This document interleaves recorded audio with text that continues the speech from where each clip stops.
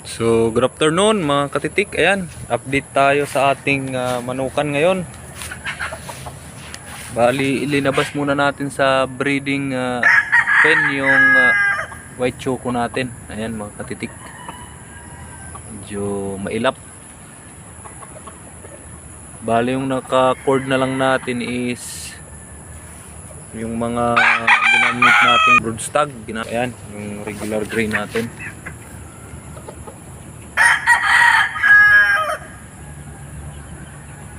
Tapos yung isang white kelso. Ito mga katitik. Ayan. Kinord muna natin. Bali tatlo. Yung iba naman yung mga reject natin na manok.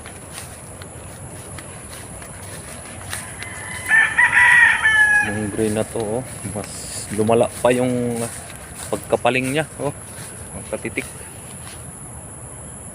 Paling na yung buntot niya. Parang gusto na niyang magpakatay siguro. Ito naman yung isa. Yung stag na to. Hindi pa buka yung katawan nito mga katitik. Pero yun lang naman yung ano niya, pabukahin pa yung katawan nito. At saka yung isang gray na to, paling din ang buntot. Yung reject natin mga katitik. Tapos yung isa naman is bulag to mga katitik. Ayan, yan na lang yung natitirang manok natin dito sa TG Game Farm. Meron pa pala ito. Nag-iisang puting-puti labas sa tide mga katitik. So, ayan mga katitik. Mga bakante na yung ano natin, yung mga tipis natin. Yun na lang yung laman, yung pinakita ko kanina. I-zoom in lang natin. Ayan. Ayan. Mga bakante na yan, mga katitik.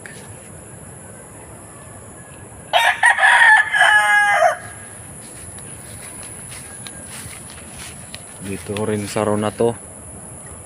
Wala na rin. Isa na lang yung may laman.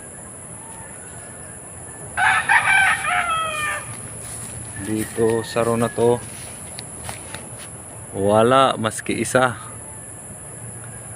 Walang wala na. Lalo na rin dito sa last row na to. Wala na rin mga katitik. Ayan. So, sold out na tayo mga katitik. Meron pa naman tayong mga bagong papisa.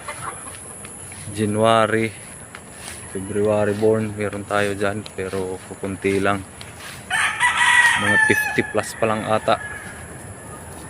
Tapos meron tayong mapipisa yung 4th batch ngayong February 14. Pinag-iisipan natin na i-dispose lahat yung mga palahi natin from January hanggang ngayon, mga mapipisa. Yun nga lang, hindi pa natin alam kung magkano ang nararapat na presyo, na hindi rin tayo lugi, hindi rin mahal. Yan yung ano natin, kasi meron tayong pagkakabisihan sa mga susunod na mga buwan at hindi natin mapupukusan yung ano, yung manuka natin. Kailangan kasi ng ano, tao na marunong talaga, pero yung tao ko dito is hindi ganong mahilig sa manok. Masasayang lang yung mga palahi natin. Anyway, hindi naman yan magtatagal at magbabalik tayo. Hopefully matapos kaagad yung pagkakabisihan natin para kabalik tayo ulit sa pag-breed.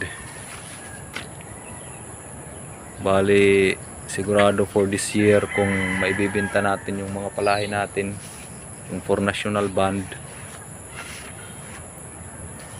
wala tayong magiging palahi sa Disyembre na pwede nating ma-share sa mga tumatangkilik at gustong mag-acquire dito sa TG Game Farm. So ayan mga katitik, yun po yung update dito ngayon sa aming manukan. So hanggang dito na lang mga katitik. Thank you.